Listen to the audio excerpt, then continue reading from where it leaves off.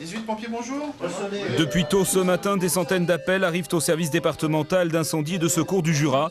Des particuliers effrayés par la violence des vents qui ont arraché des arbres, soulevé les tuiles des toits. Et les pompiers n'ont pas cessé d'intervenir. Champagnole, Poligny ou Lons étaient sur le chemin des tornades. On ne compte plus les arbres arrachés, les toitures envolées. Le vent qui a soufflé à certains endroits à plus de 130 km/h hier a causé des dégâts considérables. Les 4 départements de la région sont touchés. Un propriétaire de maison qui n'en revient toujours pas. Hier, une partie de la toiture du lycée professionnel situé juste en face a fini sa course folle sur son habitation. Autre frayeur, dans le quartier des Pareuses, un toit s'est entièrement détaché d'un immeuble pourtant récent. C'est décroché.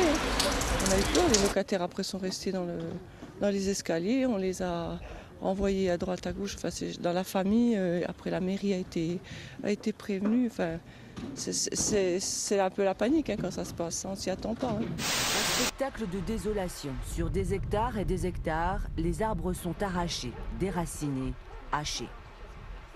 En Franche-Comté, les Vosges saunoises et le Haut-Doubs sont les plus touchés. On estime mais véritablement à la louche, sans être très précis, au minimum entre 10 et 12 000 mètres cubes de bois qui ont été touchés, qui ont été cassés la plupart du temps et non pas arrachés, donc ce qui enlève tout intérêt d'exploitation ou qui diminue l'intérêt d'exploitation de ces bois. Il y a tellement de pannes sur le terrain que nous ne pouvons pas être partout à visiter les lignes. Donc nous, on fait gagner du temps aux équipes en détectant les défauts. Et puis comme ça, les équipes peuvent être opérationnelles sur le terrain. Entre Écromanie et la Lanterne, dans les Vosges saunoises, des dizaines d'épicéas se sont abattus sur ces lignes de distribution d'électricité. À cette heure, encore 50 communes sont privées de courant. Vu les difficultés d'accès, 12 hélicoptères ont été affrétés.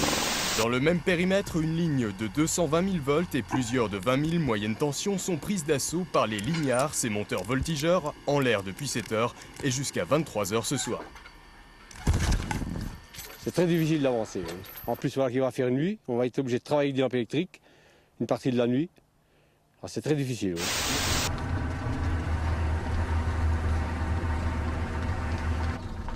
Il y a énormément de pertes et on s'aperçoit qu'au niveau exploitation, ça va être très dangereux et très difficile. Ça prendra beaucoup de temps et ça donnera des produits quand même de qualité médiocre pour la plupart. Pour distinguer là-dedans tout ce qui se trouve enchevêtré, on aura beaucoup de difficultés et il faudra faire au fur et à mesure.